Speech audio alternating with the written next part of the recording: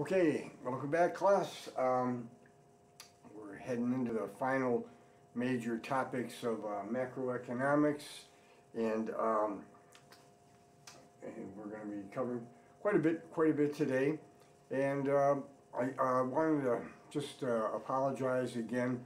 This has been a very difficult semester, especially for my family, and we've had a number of deaths and a lot of my children and grandchildren were stricken with COVID. Even the ones who had the vaccine ended up getting it. So it's been a really rough winter, and I apologize if occasionally it's taken me longer to get back with you. I certainly don't usually do that. Anyway, we'll move on to some of the final big topics in macroeconomics. So we're talking about now money. You know, money, a lot of people say, hey, it's the root of all evil. Well, you know, it may be, but it makes life a little easier. Let's put it that way. It's not really the root of all evil, but to get a real generic term that's an all-encompassing definition, we like to say, well, basically it's an asset, all right? It's an asset. And the important part of it is, hey, it's an asset that can easily be used to purchase goods and services. So that will cover a wide variety of areas. So money is an asset that can easily be used to purchase goods and services. Historically, you know, we've seen different objects. Some islanders used shells in POW camps during World War II. They used, you know, cigarettes, and they used cigarettes even in our prison system here until they were banned, and then they went to, as you saw in your book, canned mackerel. So anyway, as long as it was considered an asset and it was easily used to purchase goods and services, it could be considered money, okay? In the early Latin, when they were talking about wealth or money, they used pecu, which is Latin for cattle, because if you owned a lot of cattle, typically you were wealthy in Roman times. Of course, bringing your herd of cattle to CVS might be difficult, so thank God we've come up with some different ways to carry our money, shall we say. Okay, and in Roman times, to show you it could be various items, they used salt. The Roman soldiers were paid in salt, okay? So, and that's where the old expression, maybe you haven't heard it, this is you're a pretty young class, but if you were one of my older classes at one of the other schools, you know, you might have heard the term, you're not worth your salt, which means you're not worth your salary. You didn't really do enough work today, okay? So that's where the expression came from. They were paying the Roman soldiers in salt. Okay, so it could be many things, okay? Now, what does it do? Well, Adam Smith says, hey, you know, it doesn't really make anything in and of itself, but it maximizes our gains in trade. It just maximizes the gains in trade. And, you know, this, and we'll talk about it a little later too, but I mean, it makes indirect exchanges possible, meaning, you know, you and I don't have to have exactly the same things that we want from each other. We can use money instead. But without money, you know, I better have what you want, and you have what I want, and then we can barter or trade. But the chances of that happening are probably, you know, not very likely. So it maximizes trade. It makes indirect exchanges possible, And what he says, it solves the double coincidence of wants. And that means if you and I just happen to want what each other was making, well, okay, that would be great. Well, we could trade, but you know, let's face it, if we were in a town 500 years ago, that would be a coincidence, and probably not very likely to happen. All right? Okay. So he says, and also he goes on to say, and it doesn't really make anything, but it's like a highway through the air. Okay? It just makes it makes commerce, it makes trade just a whole heck of a lot easier. All right? And I still think that's a pretty good analysis of what money does. It does. It just makes trade, commerce a whole heck of a lot easier. All right? And then we turn to the overall measure of the money supply. You know, what is it when we talk about the money supply? Well, the most narrow definition of the money supply is called M1. All right? M1 is cash, meaning currency in in circulation, the actual physical money that's in circulation right now. Also, traveler's checks. Now, most of my students never heard of a traveler's check. Traveler's checks, they were popular in the late 60s, 70s, in the 80s. You would go to the bank and you would bring them, if you were going on a trip, $1,000 or $5,000, and they would give you a book, worth that, and then you would sign the checks, but then you had to countersign them when you were abroad and at a store that you were going to be purchasing an item at. So, folks use these traveler checks, and again, a lot of credit cards weren't accepted everywhere, but American Express traveler's checks were as good as money, okay? So they were widely accepted, and consequently, they were widely used. All right, so that's a kind of a carryover. So we got the money in circulation, traveler's checks, and checkable bank deposits, okay? Again, on your checking account, you can write checks. Now again, my 7 daughters and 2 sons, they I don't think they really know what a check is, writing a check is. They don't seem to ever need to do that. And granted, they are a lot less prevalent right now. But any money that you have in a checking account with the bank, that's covered under M1. So it's the tightest definition of the money supply. Get a little broader definition, we say, hey, that's M2. And M2, the biggie is it includes the savings accounts, okay? Now, typically, you and I go to a commercial bank, we'll open a savings, we used to anyway, when the rates were, reasonable, you'd open a savings account and you'd open a checking account. Well, M2 includes, first of all, includes all of M1. And then to that, it adds savings deposits and what they call near monies. So that's like a time deposit. You might have a 3 or 5 year time deposit with the bank, and some money market funds, small certificates of deposit, things of that nature. All right, and the ratio is it's about 4 to 1. This is about 4 times bigger than M1. Okay? Okay, so let's go into the types of money. Well, as we said, there were a lot of things in history that they were using as money. But, as the years went on, people were coming to the realization that, hey, you know what? Some of these metal coins, they're durable. Some of them are more rare than others, so they're worth more. We're going to start using these, and they did.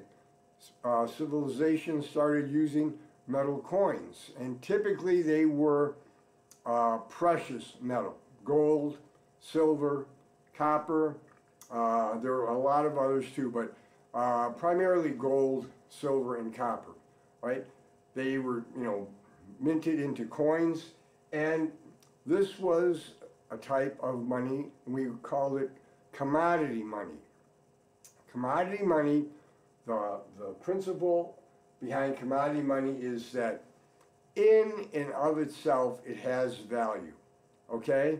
I mean, if you have a 1 ounce coin, a gold coin, it doesn't really matter, really, what country it comes from. For instance, I always use this in my classes, when we're on campus. If we go back 500-600 years, and you're living on the west coast of Italy, and you and your friends want to go over to Greece, and you do, and you hit the Greek islands, and they look at your bag of all these 1 ounce gold coins, and they say, oh, gee, sorry, we don't accept Italian money. Well, you would say, fine, don't accept it. But every one of these coins is 1 ounce of gold. In and of itself, it has value, okay? So you can say, melt it down into any kind of Greek coin that you want, but this is valuable. So that would be commodity money. In and of itself, what you're holding on to, in and of itself, it has value, in what they call intrinsic value, okay? Now, interestingly enough, I know most of you think that the pennies today are still made out of copper. Well, they're not. They have a copper coating, but they switched that over in the early 1980s. As a matter of fact, with the price of raw material and the price of metals lately, a penny from 1982 and prior, which was 100% copper, actually is worth a penny and a half. Okay, so now that would actually be real commodity money. Okay, because the penny, solid copper penny, is actually from 1982 and before, is worth a penny and a half. All right, and also when they changed the silver, they changed our quarters, our dimes. 64, our quarters and dimes before, they were made out of silver. You didn't have to look at the sides and see, oh, it looks like you got a little copper line through it. They had no problem. I said, hey, a quarter is a solid piece of silver, a dime's a solid piece of silver, and up to 1969, a silver dollar was, also silver, okay? Now, you could argue, okay, well, is that commodity money? Well, in and of itself, it has value. In case of the earlier pennies, in that case, guess what? They're worth even more than a penny. Now, interestingly enough, too bad we're not in class, because all of you would get one of these. It's a steel penny from World War II, from 1943. And what happened was, in 1943, they were running low on copper. They needed to conserve it for the war effort. So they said, well, we better switch over and we're going to make steel pennies for a while. And they did. They started in 1943. And although a steel penny now, because they're somewhat rare, I mean, you're not going to get a fortune for your typical steel penny, but you can get something like, I don't know, 20, 25 cents for a steel penny. But if you ever run across a 1943 copper penny, I always tell my classes this, there's still a few out there. If you run across a 1943 copper penny, save it, guard it, because it is worth a very large amount of money. Because what they did when they switched over, They had cleaned out at the mint, the presses. In one location, they still had a little copper left, and they said, "Oh, okay, we'll run that out because we're switching over to steel." So they ended up, I'm not exactly sure the number. I think it was like about 180 of them. So they made about 180 1943 copper pennies, worth an awful lot. So whenever you're in the store, check your change. You never know, you might run across one. I think there's still a few out there. All right, but I mean, examples. Again, commodity money in and of itself, it has a value. All right. Now the problems with it were in, especially in Henry VIII's time, what they were doing. Talk about an early form of inflating the currency. They were clipping and shaving the coins. The kingdom would call in the coins, and Henry VIII was notorious for this. He was one of the greatest coin clippers in history. And what they would do is they would clip just the slightest edge off the coin, just how you wouldn't even notice it hardly. And they would do it to all the coins. And you know, after it was all said and done, you'd have a big pile of silver or gold, and then the kingdom would remelt these down and make more coins out of them. And that was an early form of inflating the currency, okay? Or they were shaving the face of the currency, okay? And as a matter of fact, if you ever wondered why there's ridges on your quarter, it's not so that they'll roll down your floor more easily. It's because they put the ridges in there. It's an old carryover from when the kingdoms were clipping coins, so they could tell if the coins had been clipped or not. Okay? All right. So, anyways, we have commodity money, and the only thing about some of the early coins is they did have trouble. There weren't a lot of denominations like we have now. You know, 1 cent, 5 cents, 10. Sometimes it was difficult to make change, okay? And this is where that one coin, if any of you ever seen an old pirate movie, and they're talking about pieces of 8. Well, a piece of 8 was actually a coin that you could break into 8 pieces to make change with, okay? And if any of you ever watched an old movie, and you know, maybe a 1940s movie, and somebody buys a cup of coffee or something, so how much is that? And the cashier will say, that's 2 bits. Did you ever wonder what 2 bits was? I always did. I always said, what's 2 bits? Well, 2 bits is 25 cents, okay? Because that's where they get, you know, 2 bits, 4 bits, 6 bits, $1. And that's actually an old, very old, your parents probably don't even know that one. Your grandparents probably do. 2 bits, 4 bits, 6 bits, $1. Everybody for, you know, whatever high school you're at, stand up and holler. Okay. Not necessarily that you have to remember this for the semester, but it might be, because it's kind of an interesting fact, it might be you might be able to pick up a few extra bonus points. It might be a bonus question on the last exam, okay? And speaking of exams, don't worry, everybody's going to have plenty of time to take all the exams, all right? Okay, so we have this commodity money, and it's in and of itself, it's valuable.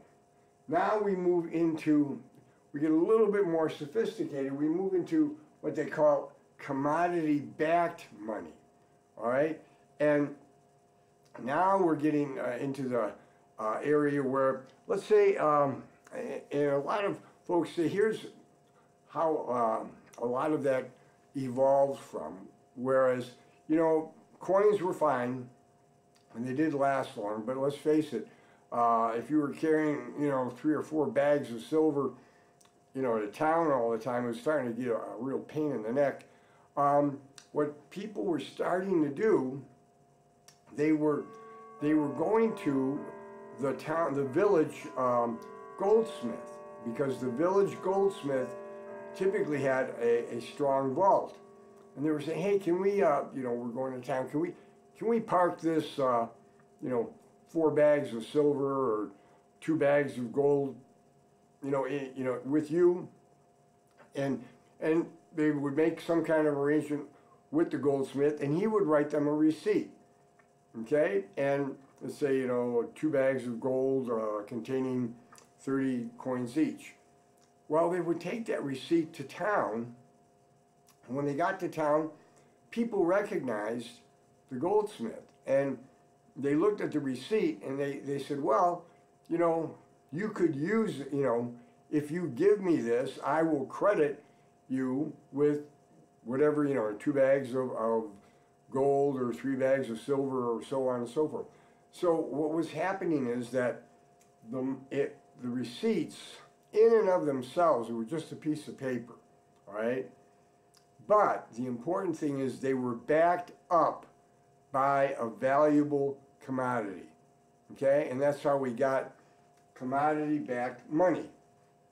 And that became very popular. And then, money was backed up by a gold standard, or you could get silver, depending what country and what year we were talking about. But the long and the short of it is, the paper itself, is not worth anything.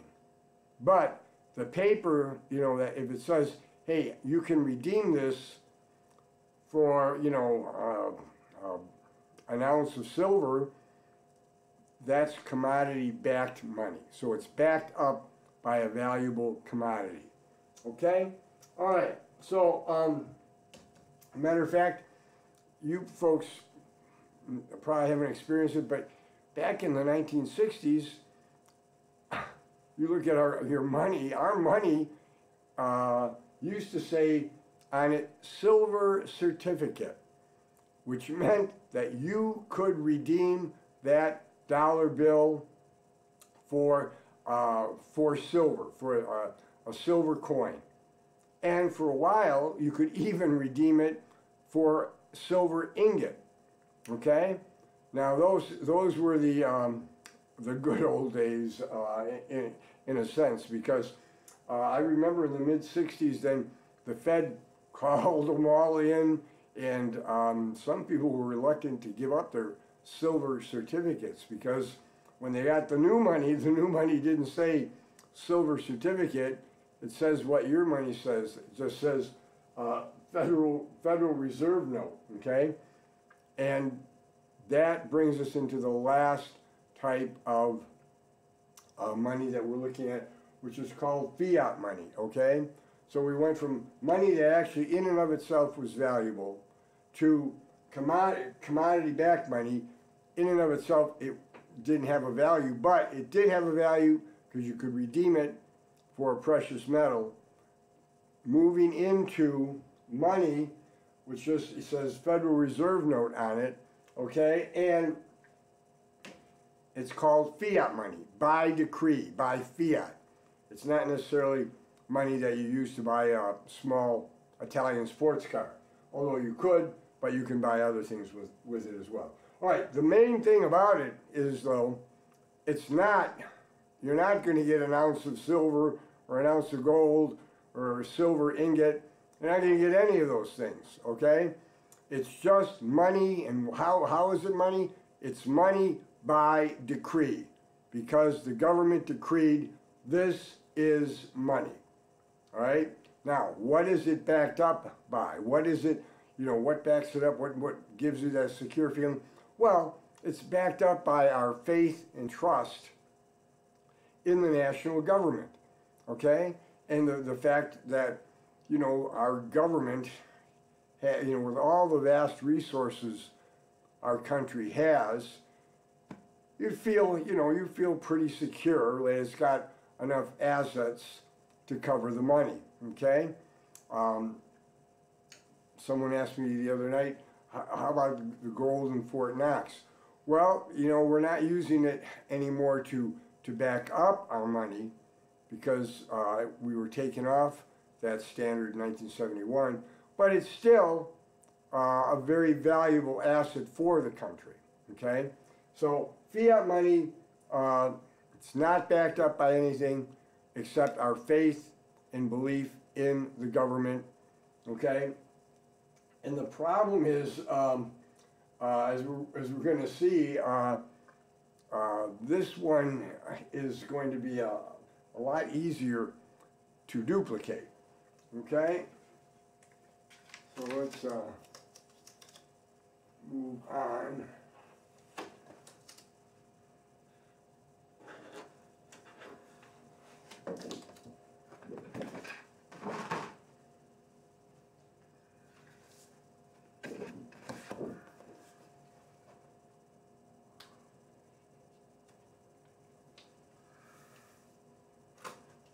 Okay.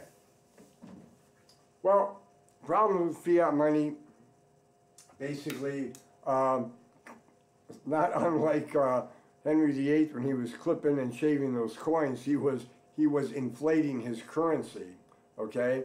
But it was a little harder for him to do it when he was in the currency was based on coins. But in our case, the problem with fiat currency is that, well, the government can print money, okay? And it does, which would lead to inflation. If your economy isn't producing at the same rate that the government's printing money, again, it doesn't take a genius to figure out you're going to have inflation, okay?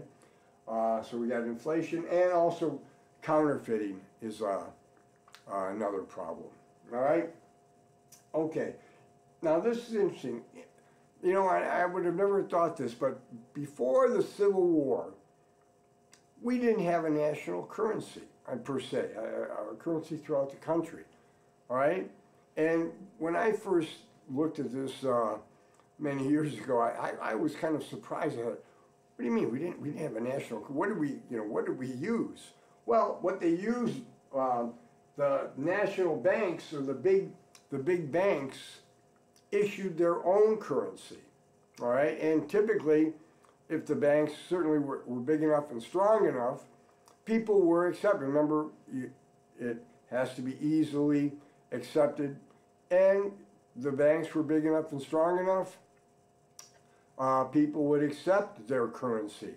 So we had, banks, big banks in Boston, big banks in New York, Philadelphia, pretty much all over. They would issue their own currency. But here's where you had to be careful, because you certainly didn't want to get stuck with some bank that wasn't, that was having trouble being solvent. So at any rate, before the Civil War, we didn't have a national currency. But when the Civil War hit, the Union needed a way to finance this war, so they issued what they called greenbacks. And that was pretty much the first national currency. But even then, they didn't back it up by gold, because they didn't want to be tied to a gold or quantity of gold or silver. So it wasn't backed up by anything. The greenbacks, when they first came out, they weren't backed up by anything until 1873. Okay. Also, interestingly enough, how the Confederacy became known as the land of Dixie. Anybody ever think of, I wish I was in the land of cotton, old times there and I've forgotten, look away, Dixieland. They would call it Dixie, the land of Dixie. How did they ever come up with that, the land of Dixie? I never even gave it much thought. Well, it happened that one of the strongest banks in the South was the Citizens Bank of Louisiana, okay? And they were down in New Orleans, and their money was pretty much accepted everywhere, throughout the South, okay? But, as you know, in New Orleans, there's a very heavy French influence, so when they printed their money, on one side they printed it in English, and on the other side they printed it in French. Okay? Now, one of the more popular denominations at the time was the $10 bill. All right, so they had a lot of these $10 bills moving around the South. And, you know, the French word for 10 is D-I-X, dix. But you don't pronounce DX. But the folks down in the South called them Dixies, okay? And the Dixies were spread throughout the South, and the Confederacy became known as the land of Dixie, okay? So that's another piece of information. Probably, I always like this one, so probably will be a bonus on the very last test, okay? All right, so anyway, we got our national currency finally, because of the Civil War, we have the greenbacks, okay? However, it didn't want to be linked to a precious metal, so they weren't linked to any real gold until 1873. All right, so that's the types of money, and now we're going to talk about, on this one, we're going to talk about the roles of money, okay? And we're also then, probably not on this video, but on the next one, we'll get into the banking system, the creation of money, fractional reserve banking, monetary policy, you know, tools of the Fed, Central Bank of the United States, and then we'll finish up with the international sector a little bit, okay? And whatever we don't, you know, finish up, we still have one more week, actually, you know, 2 more weeks to go. So, you know, we're not at the deadline yet. We've got 2 weeks left, and so we have time. All right. So the roles of money. Well, the first one is that medium of exchange, because just think, if we had to always trade what we made to get something, if we go back 500 years and we didn't have any money in town, well, it's all well and good if you have you're making a plow and you want, you know, let's say, I don't know, a saddle, let's say. And you go to the saddle maker, it works out all right. If the saddle maker needs a plow, you can trade. But if the saddle maker doesn't need a plow, and you say, well, what do you need? And the saddle maker says, oh, I need a bunch of 2x4s, 2x10s. I need probably a truckload of lumber and, you know, some lengths of rope for sure. So what you have to do then is you have to go find, you know, the lumber yard, and hopefully they need a plow. And if they do, then you can trade with them, then take the lumber back to the saddle maker and trade with him. Now that would be, you know, only, you know, going out of your way one time. But it could have been you gone out of your way 2 or 3 times, okay? So for you, just so happens that you have what I want and I have what you want. That's a big coincidence, okay? So they call that the double coincidence of wants. And that's what money does away with. We don't have to worry about this double coincidence of wants, all right? And again, we get away from bartering, and it just makes trade so much easier. The second one is, so we got medium of exchange. The second one is a store of value, okay? What does that mean? Well, it just means that, you know, if you worked all last summer and you know, you worked every single day and you had a certain amount of value that you were receiving from all your work, well, would you want that, you know, would you want it to be in bushels of apples? I mean, at the end of the summer, would you like to have a garage full of bushels of apples, or a garage that's got a couple of bags of currency in it, okay? Well, you would probably take the currency because it will hold its value much better than the apples. Now, this is going again, we're not talking about hyperinflation. Without hyperinflation, typically money, the role of money is a store of value, right? It is a little less important of a role now that we have so many other what they call financial instruments, okay? There are different securities, there are different areas that are near money that we use to store value. So the storing of value is not quite as important a role for money as it used to be, okay? All right, and the third one is unit of account. Now that has to do with, well, all right, you go to CVS or you go to Rite Aid, and just think if every time you went shopping and you saw something you liked and you picked up the price tag and, you know, it didn't say dollars, it said, a length of rope, 3 candles, and a half a bushel of apples. Oh, no problem. You just run out to your car and get it out of your trunk and you go in and you pay for it. No, can you imagine every time you would go shopping, the price tags, they were all different. And there were all these different items that you may or may not have, okay? So money solves that problem because it gives us a unit of account. We go in and we know it's in dollars and cents. And it makes buying, makes trade a lot easier, okay? So those are the 3 roles of money. Medium of exchange, a store of value, and a unit of account. Okay? All right, I think we might be, again, sometimes it gets a little bit too long, so we have to keep these under a certain time period. So I will, I'll stop this and we'll start up another one.